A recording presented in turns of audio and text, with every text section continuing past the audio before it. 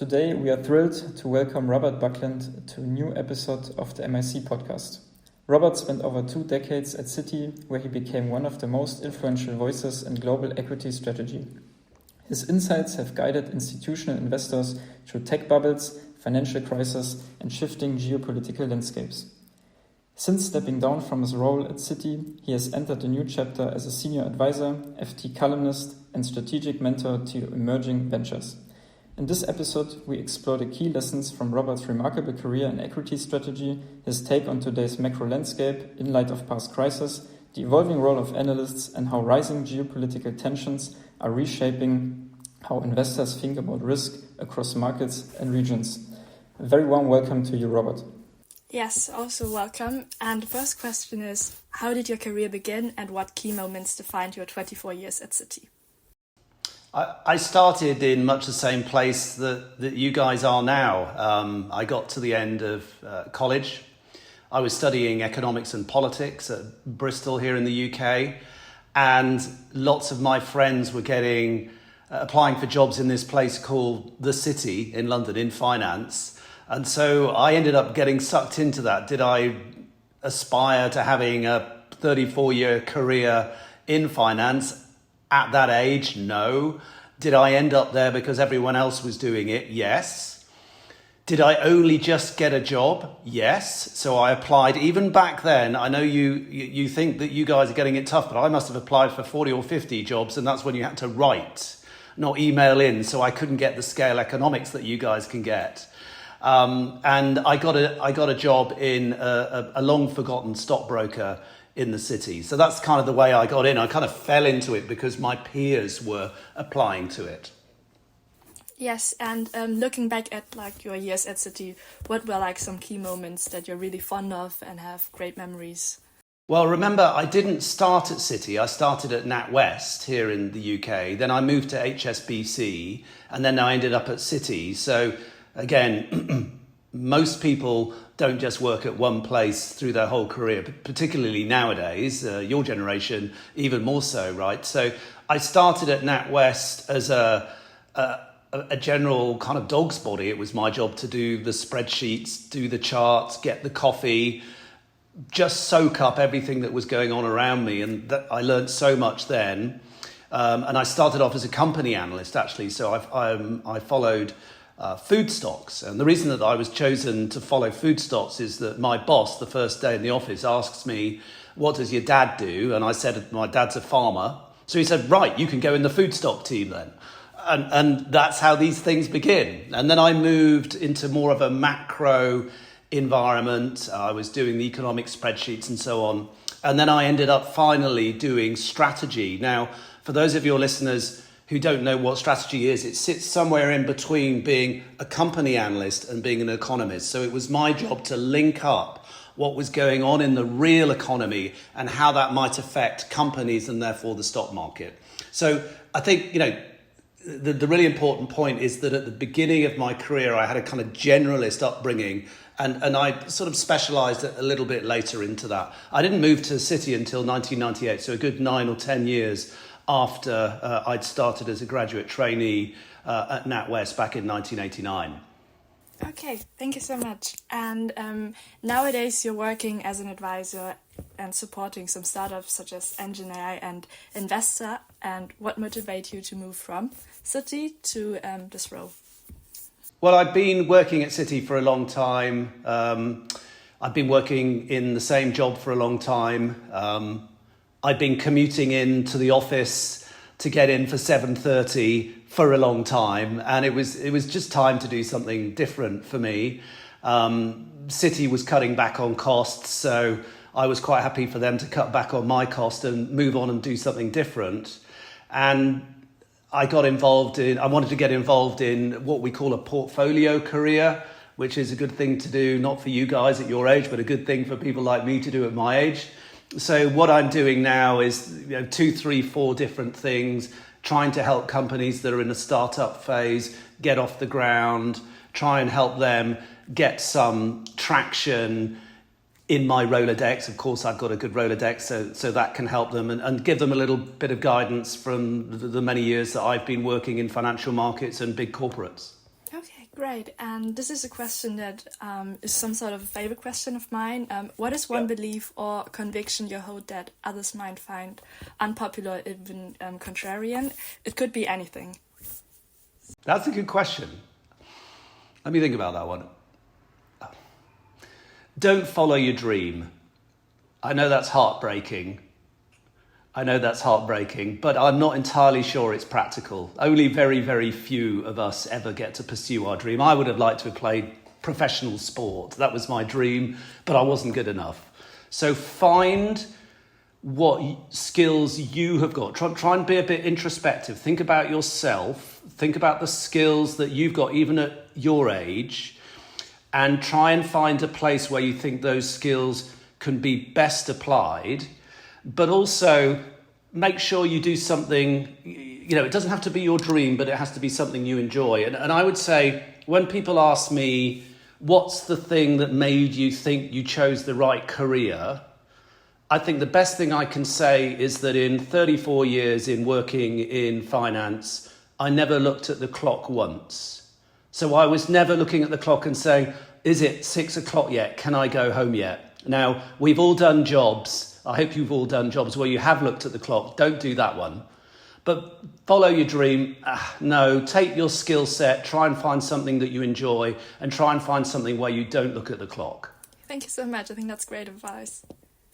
Yeah, very nice insights from you, Robert. So I would go over to kind of our segment 2 of today's podcast, talking about market cycles and strategic thinking. So, as I said in the introduction, you've experienced 2 major tech bubbles and several banking crises.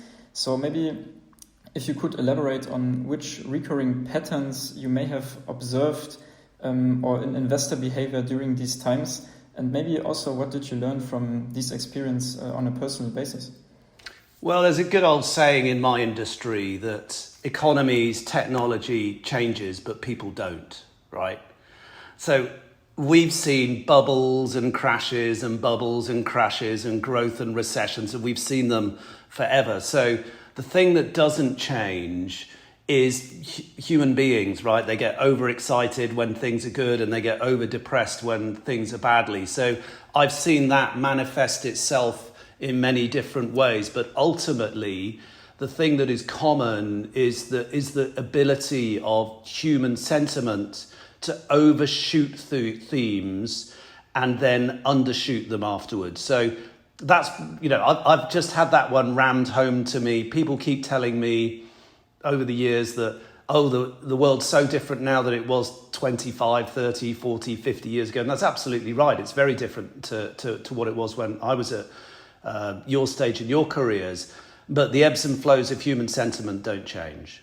I see, very interesting. So maybe are there even indicators or tools that you could rely on during your work process to identify these turning points at the early stage? Or you think it's not possible to do so? Well, in financial markets, it's usually a good sign for asset prices if people are getting fired.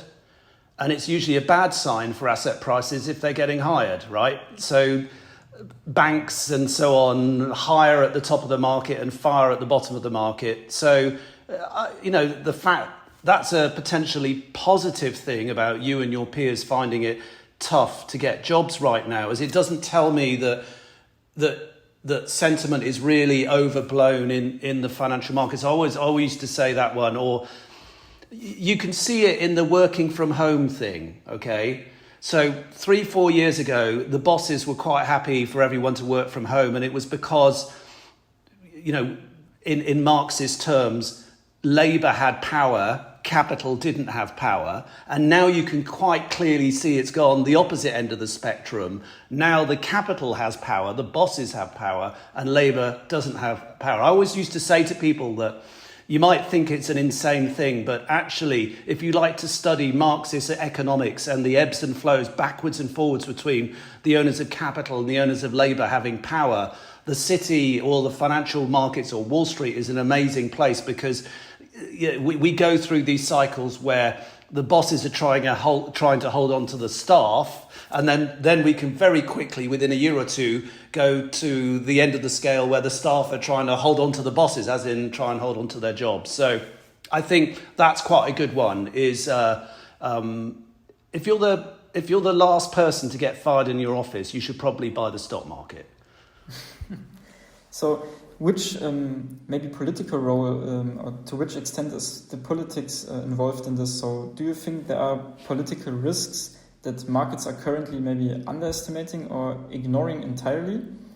Yeah, I mean, obviously in my job, remember I was a kind of macro guy who had to kind of connect up economics and companies and stock markets and so on. In that role, I always took a great interest in politics and geopolitics because that's certainly important for economics, and it's certainly an area where if you've been educated in the macro world, you're kind of educated to watch out for things like monetary policy, fiscal policy, geopolitics, all of these sorts of things.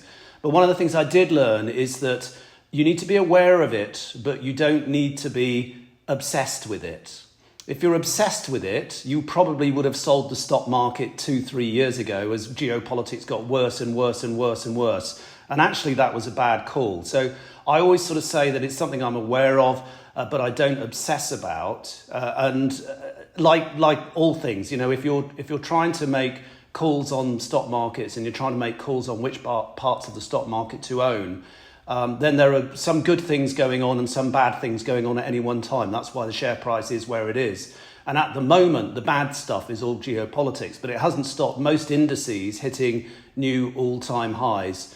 The transmission mechanisms that I used to look at to make me think about how does geopolitics feed through into real economies and stock markets was the oil price usually. So if things were getting really bad in the Middle East, let's say in 1974 or 1990 or the early 2000s, then the oil price would rocket and the stock market then tended to fall sharply. If you look at the oil price right now, it's actually not doing that much, right? And one of the key reasons for that is that the US has moved from being a big importer of oil to an exporter of not just oil, energy in general. And that has made the US less dependent on the Middle East for its oil and therefore less sensitive to the geopolitical concerns that we've seen kicking off in the Middle East recently. For you guys in Germany, you've been very sensitive to energy prices, right? So you were sensitive to what happened in Ukraine in a way that the US hasn't really. So I'd always keep an eye on the oil price if you want to get a feel for does this or that geopolitical event, and there are many of them, and who knows what the next one's going to be, how's that likely to impact through onto markets and economies? That was the rule of thumb. The first place I'd look, oil price. Thank you very much. Great. Well, aside from political risks, other areas of the financial market also have undergone fundamental changes, such as the equity research industry. What role has the introduction of MiFID II played in this context? Yeah, for those of the listeners who don't know what MiFID II is, it was a regulation introduced over the last 4 or 5 years, but speculated about over the last 10, 15 years, which effectively made asset managers pay for equity research, sell-side equity research, the sort of thing that I used to do, made asset managers pay out of their own cost base as opposed to paying it out of commission.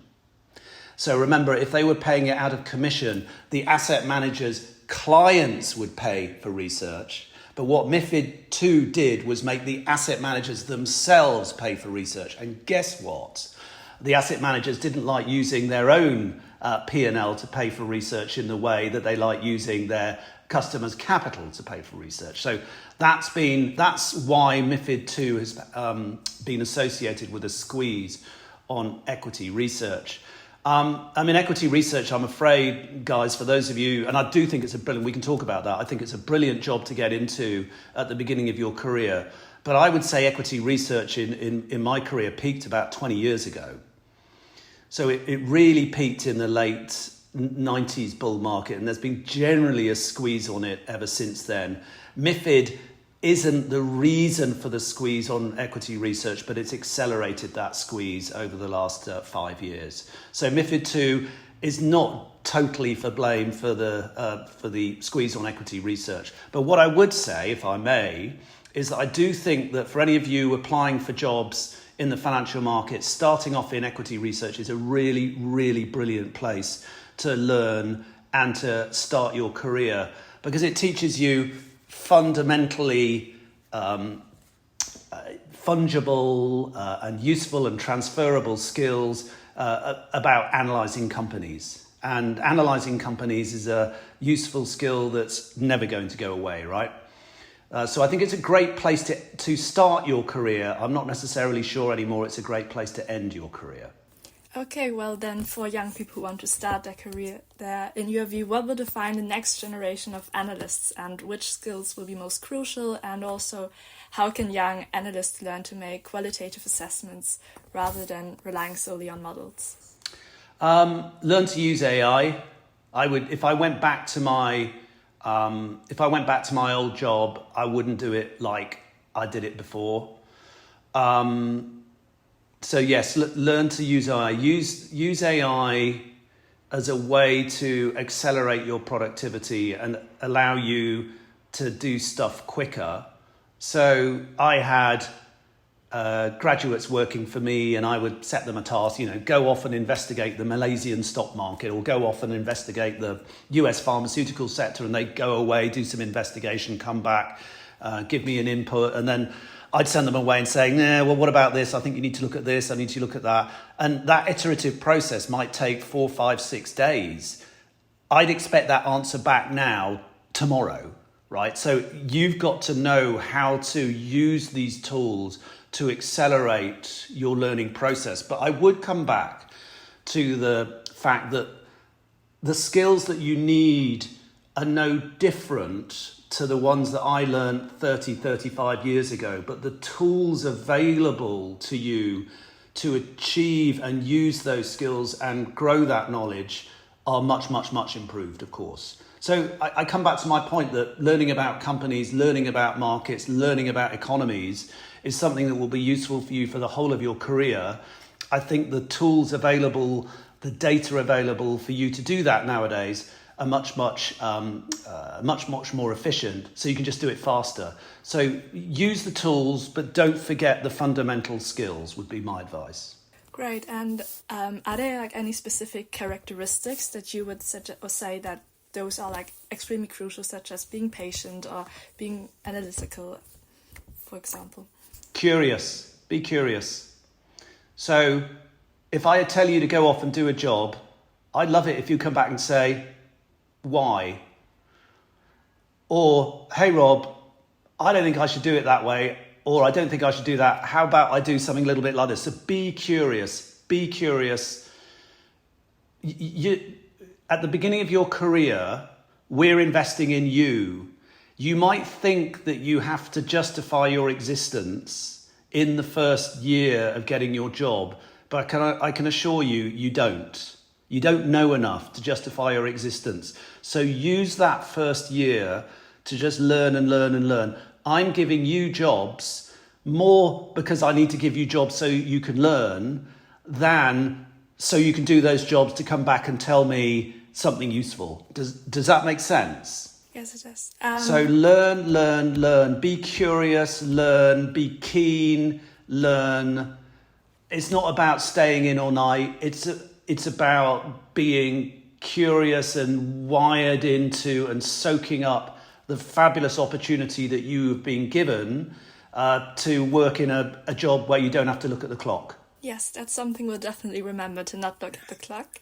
And we've already talked about AI and how AI can provide real value, but you've also mentioned to stay curious. Would you say that might be difficult if you have AI, if you have a lot of things to answer, already a lot of questions for you, that maybe young analysts will forget to ask their own questions and stay curious? And is there a specific part where you say, okay, it's so important there to still have human judgment and rely on oneself? Yeah, being curious is not just typing something into ChatGPT, right? That's not my definition of curious. That's my definition of someone trying to find an answer, not the same thing. I want you to try and find an explanation. How about that? The difference between curious and just doing your job is coming back to me with answers as opposed to coming back to me with explanations. Big difference. Yes. Very interesting. So let's take maybe a look on the strategy and the market trends more or less towards the next year, towards end of this year, towards 2026. So my first introductory question for this would be which capital flows or which political developments are currently having the greatest influence on equity markets in general, in your opinion? Well, I mean, that's pretty obvious, right? It's whatever Trump said yesterday. I mean, he's kind of whipsawed the markets a bit, hasn't he? So he comes up with tariffs on everyone. The market plunges. He says, yeah, it's negotiable. And then the market rockets. My inclination, and you know, there's this old saying that we kind of came up with in Trump 1.0, which was you need to take him seriously, but not literally. And most people had that one in mind when he won this time round.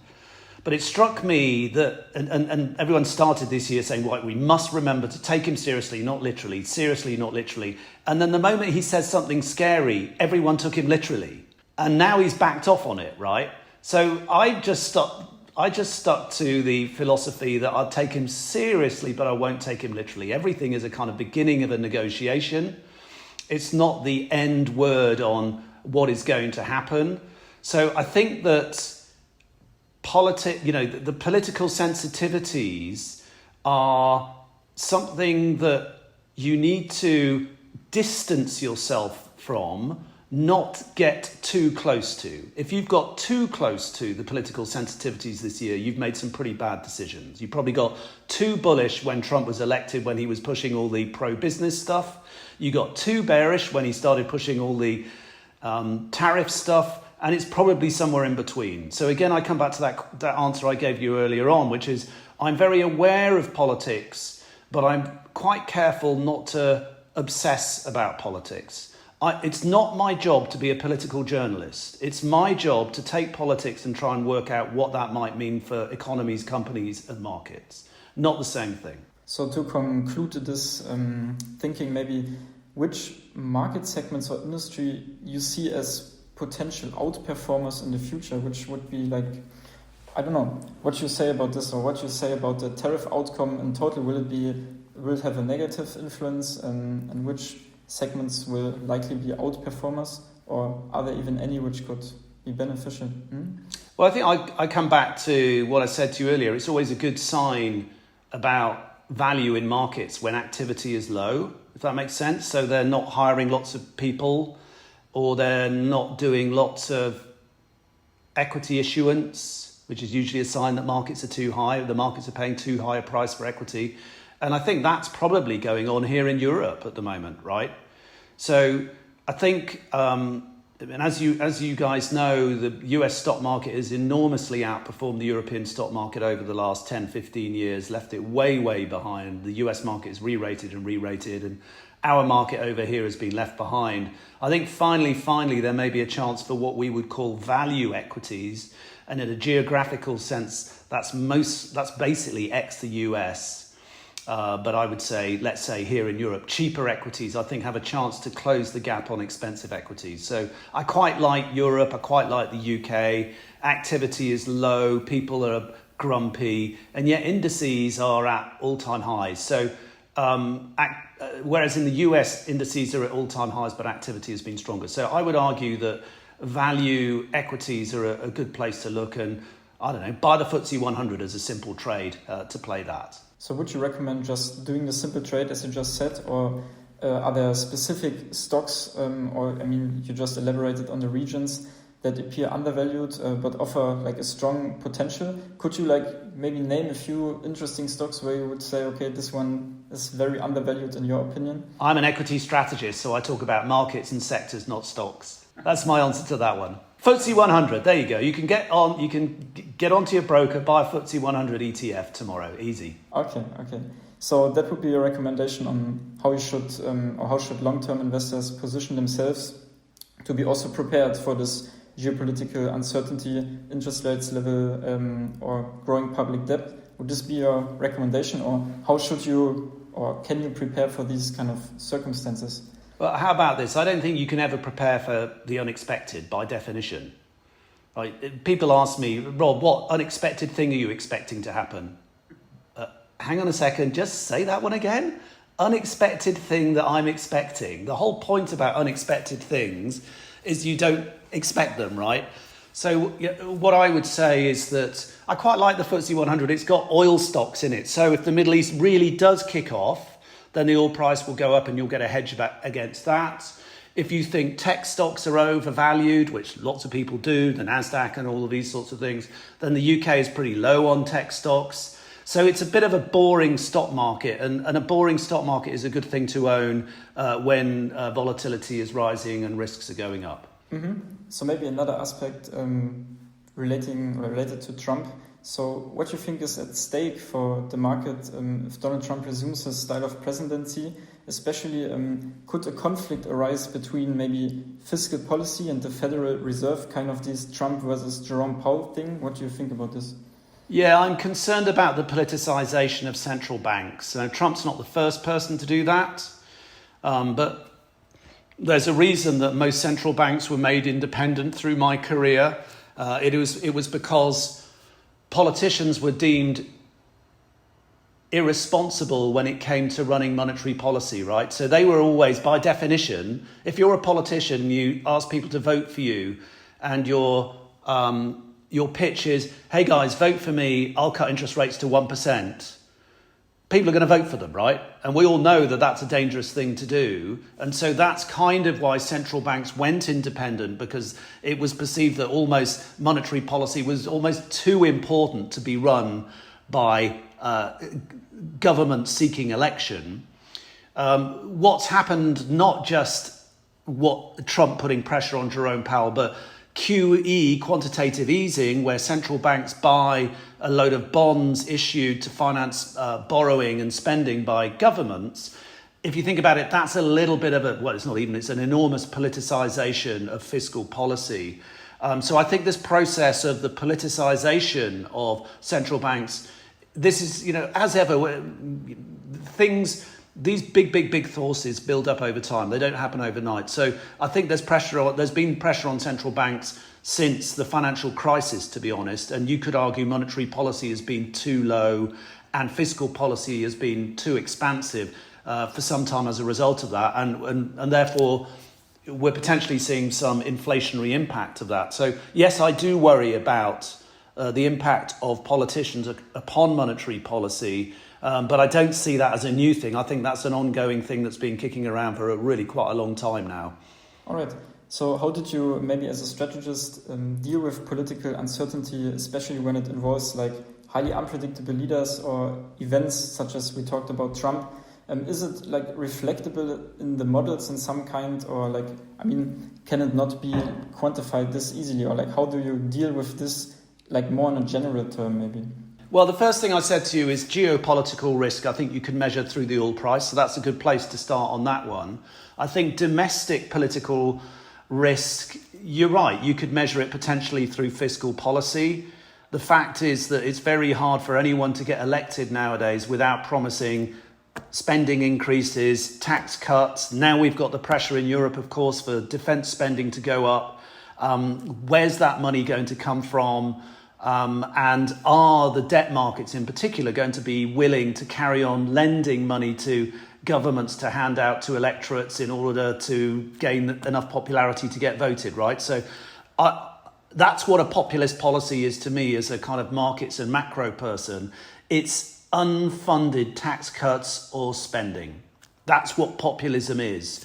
And that works as long as the bond markets are willing to finance that unfunded tax cuts, those unfunded tax cuts or spending, right? So I think that I am concerned about the huge levels of indebtedness building up, particularly on government balance sheets.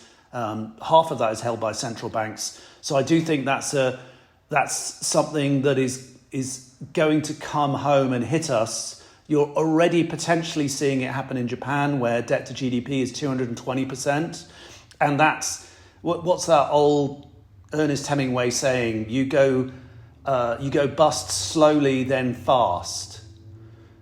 And maybe that's the thing, is that people have been worried about the level of Japanese debt for 20, 30, 40 years and have bet against it, and it's been a very bad trade to do that. Maybe finally, some of that trade is going to come back and work. So yes, I would say that fiscal balances are the thing that I worry about the most, and that's tied in with politics. So maybe when talking about worrying, so in your view, what would be the worst case scenario for equity markets right now? Like, what is the most severe scenario which we could face for equity markets in the near future? What would you say? Well, I mean, beyond the sort of saying something ridiculous like all-out war in the Middle East spreading into Europe, like that would be pretty bad, right? A more reasonable thing that I would worry about, I think suddenly the debt markets say no more.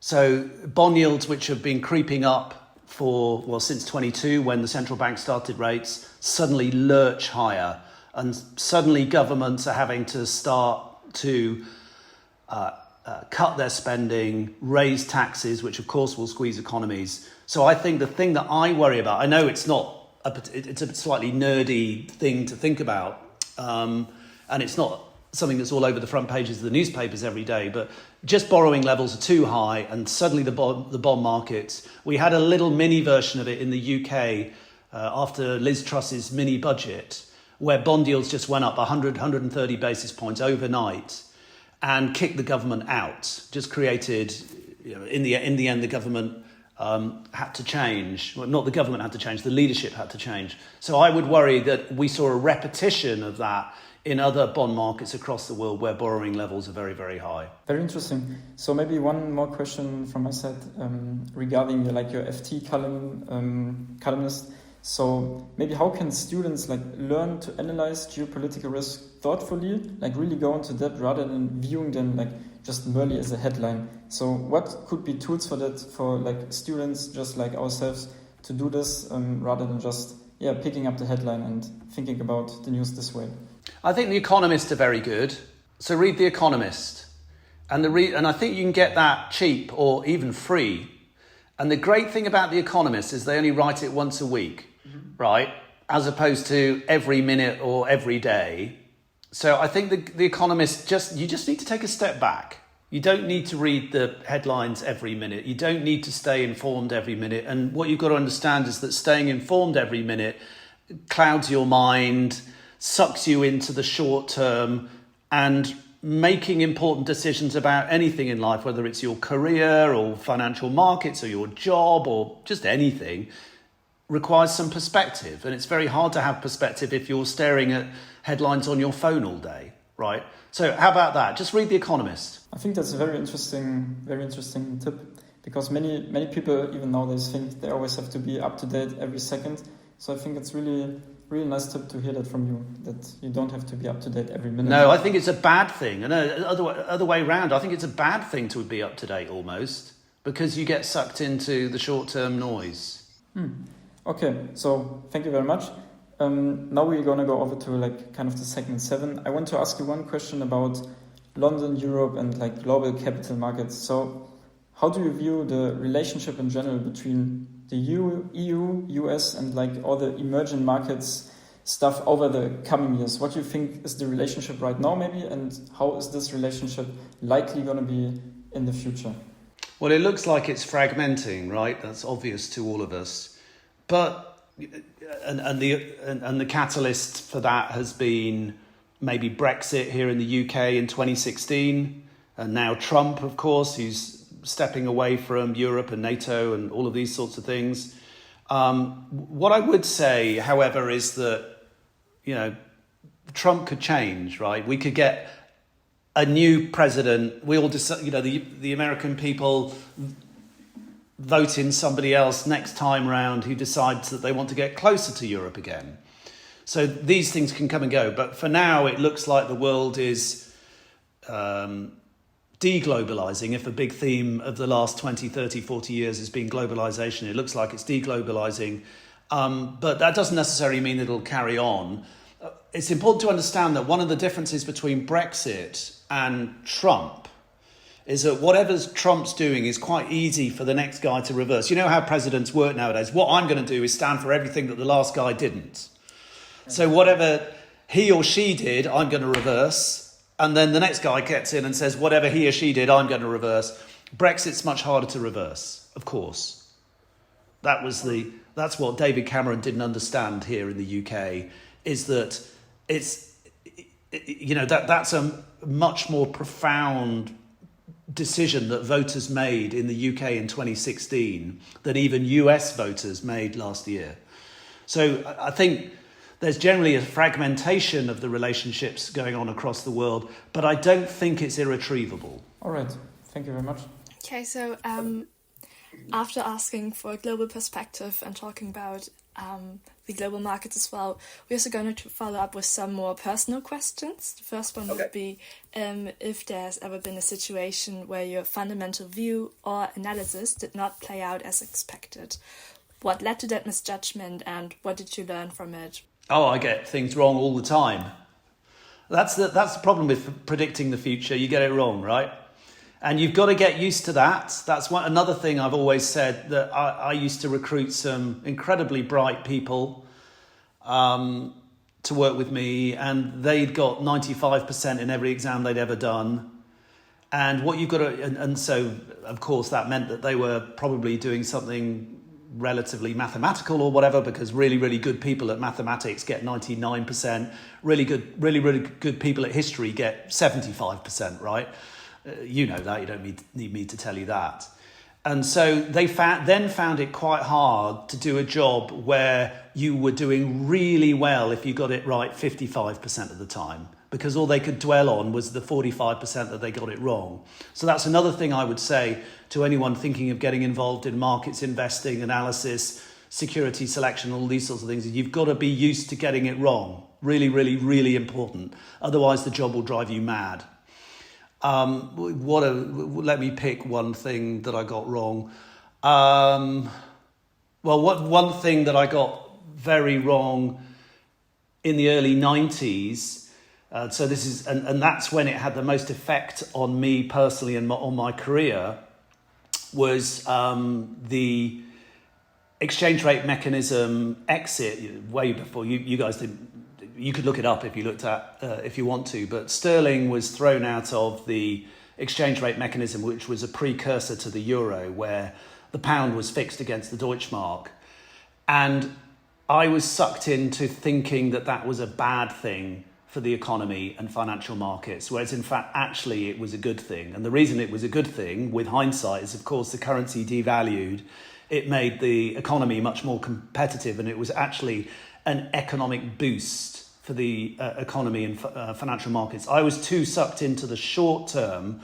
Oh, this is a disaster and humiliation for the UK. But ultimately, it was the markets breaking something that was unsustainable. So whenever you do see something big happening in markets like that, don't necessarily think that the initial direction of the markets is the correct thing, because sometimes it can be the solution to the problem that was there, not an exacerbation of the problem, which is the mistake that I made of thinking that it would be.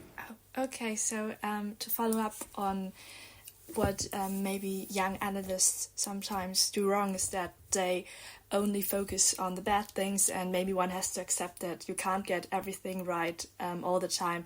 Are there any other tips that you could give young analysts or young people how to deal with risks? Yeah, what are the other recommendations? Watch other people, how more experienced people deal with getting things wrong, because they'll be getting it wrong. You know, more experienced people. When you're working in a 55-45 job, maybe the experienced people get it right 56% of the time, but they're still getting it wrong 44% of the time. So watch how they deal with what I learned over the years is, did I learn to get it wrong less? I'm not sure. What I did learn was how to deal with getting it wrong, if that makes sense. Okay, that makes a lot of sense. And are there like any special mental models or like personal routines that you have that help you stay focused and calm during those times? And for example, what does like a typical day look for you? And could you walk us through one? Yeah, I've had to get on the microphone to a giant trading floor the day after 9/11. And that, I tell you what, that's the one time that everyone does listen to me. And you have to understand, you have to be considered, not emotional. You have to be aware of your responsibilities, not just to give good financial advice, but you always also have to be aware of your responsibilities in a humanitarian catastrophe, which of course that was. So I think just taking a second out, it comes back to my point, take a step away, take a second out, try and have some perspective. Don't get too sucked into the noise of the moment, and you will make better decisions. And that's really hard to do. I understand that. That's really hard to do. We didn't have iPhones throwing news at us every second of the day back then. But obviously we had Reuters screens throwing news at us every second of the day. But what I would say is that just take a step back, a bit of perspective. It's hard to do, I know, and it's very difficult for us in this kind of real-time world that we live in. But I always sort of thought that taking a breath, I just got better at that over the years. It was harder and harder to shock me. Yes, and do you have like some sort of ritual that you do like every day to help you stay focused, or is like every day a new day and you don't really follow those personal rules? A good one is I go for a run, and I know lots of you guys go for a run.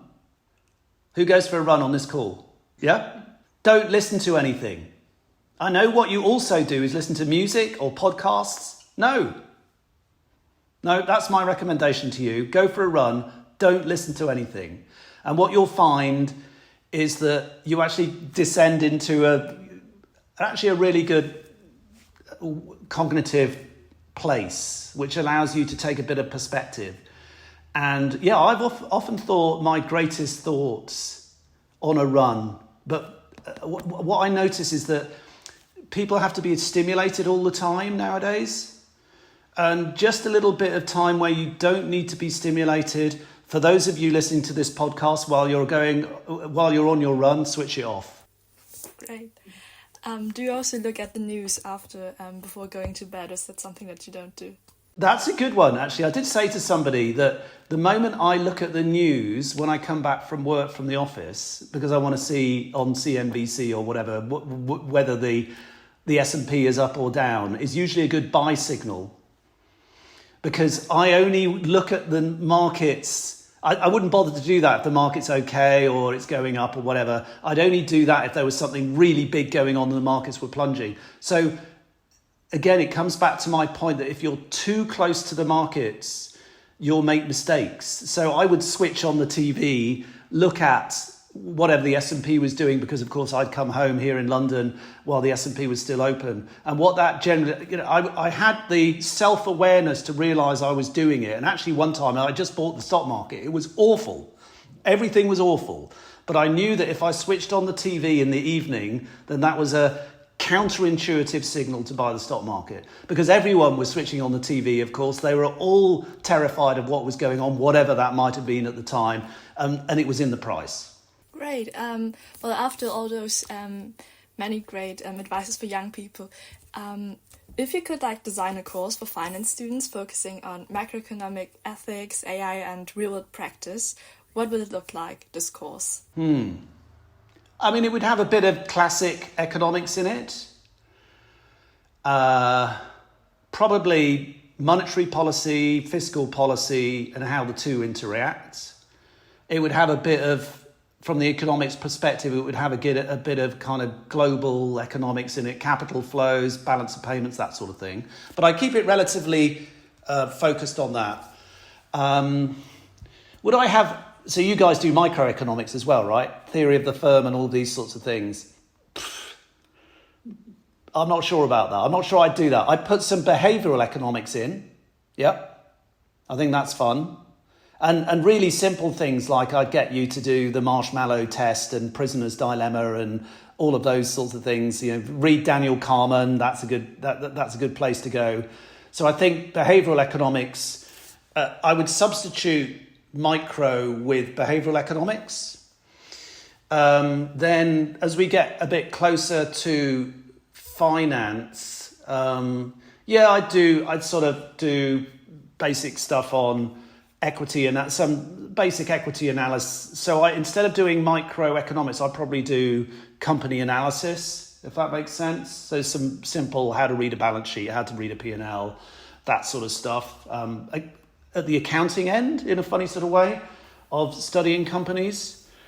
At a macro level, something on sort of equity, sort of CAPM, something like that, capital asset pricing theory. I think that would be useful.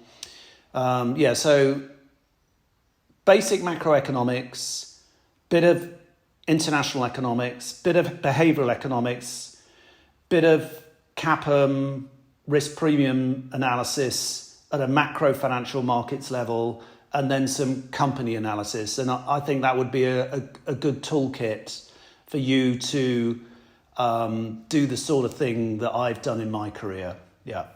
Would you also suggest to add on specific parts of the course that are focused on how to use AI or how to manage those sort of things? Or yeah, that's a good one. Yeah, I mean, just some sort of how to use the various tools in how to. Well, how would I do it? I don't know. I kind of, if you're going to come into my world, I think you need to learn how to use databases, how to source data. I'm going to tell you to go and look at the Malaysian stock market. You need to know how to find information out about. So sourcing data is important. Then analysing that data is important, and you need statistical skills to do that, right? And then AI is just another tool, I would say. You need to know the basic spreadsheets and databases skills and all those things. So what I would do is I would have where the data is and a toolkit to help you analyse that data. And I just throw AI into that. I just think AI is just a quicker way of getting stuff. And that's very useful. It's a productivity tool. A bit like Excel is a productivity tool, right? Yes, great. I think we also love to have this course here in Mannheim. And you've already given us... How close to your course is that, the one that you do now? Pretty close. We also had a course where we had to deal with databases and other stuff. Yeah. Yes. And you've already given us a lot of great advice. Is there anything you would like to tell your 25-year-old self? Is there anything, any advice or... What would I tell my 25-year-old self? Enjoy it. You're privileged. You're lucky enough to do something. Most people... I know lots of my friends who work in different industries are really interested in economics and politics and companies and markets. But from an amateur perspective, I got to do it for a job. Yeah. I got to do it for a job. That was brilliant, right? It's a bit like I play football every now and then, but some people get to do it for a job. Yeah, so I just sort of never ever forget how lucky you are and how privileged you are to be doing something that's interesting all day, every day. And in fact, actually, the main advice I've given you today is not to get over obsessed with it, because then you lose perspective, right? So it is such a fascinating thing to study, the interaction of economies and markets and companies and politics and all of these sort of things. And someone pays you to do it. That's brilliant. But if you get over obsessive with it, it'll end up becoming, you can know too much, or at least you can't see the wood for the trees and all of these sorts of things. So on the one hand, you're very lucky to do something you're really interested in, but on the other hand, you have to take a step back and keep a distant perspective. Yes, I think that's something that a lot of us needed to hear at this moment. So I think we talked about the harsh labor market at the beginning and throughout the interview. So maybe for someone like us willing to break into like financial analysis career or investment strategy, what are some of the like most effective ways probably to enter the industry, even if it's really hard to get in right now? I mean, yeah, my son's been, I was saying to you guys earlier, my son's been applying for jobs in London, and yeah, it's rejection after rejection. It's really difficult. You've got to learn to live with rejection, right? That's life. So for a lot of you guys who are all really bright and have succeeded in everything that you've done, this is the first major rejection you get in your life. Maybe that's good preparation for doing a job where you get it wrong, even if you're really good at it 45% of the time. So this is your first learning of that. But if you want to overcome that rejection, what I would want you to show to me is that you're genuinely interested in the job. That's wrong. You're genuinely interested in doing this because it's something that fascinates you. My point that aren't I privileged to be doing something that's an interaction of all these fascinating forces, and I just kind of ended up doing the job, as opposed to I want to get a well-paid job in finance, right?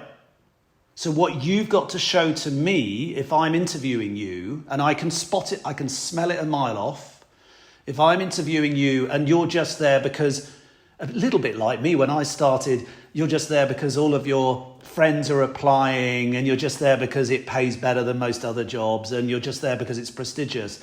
I can see that. I can see that in the interview. It's almost like I want you to tell me, I wouldn't call you up on this. I want you to tell me that you'd do it for half the salary, right? So the salary is just a way of getting measured. As they say, great footballers don't run around on the pitch brilliantly because they're getting paid well. So I think to be really good at it and to come over convincingly in an interview, you have to really love it and show me that you love it. I think that's the best way that I could describe it. All right, so I think this is a point that should really stick with all of us. And with this conclusion, maybe I would say, Robert, thank you very much for your time and for joining us on the podcast today. I think it was a pleasure having you for all of us, and we truly learned a lot from your insights. And yeah, we really, really appreciate your valuable takeaways you shared with us today. And yeah, we wish you all the best for your personal future. And once again, thank you very much from our side. Very much the same from me, and good luck to you all. And yeah, if you're running and listening to this podcast, switch it off.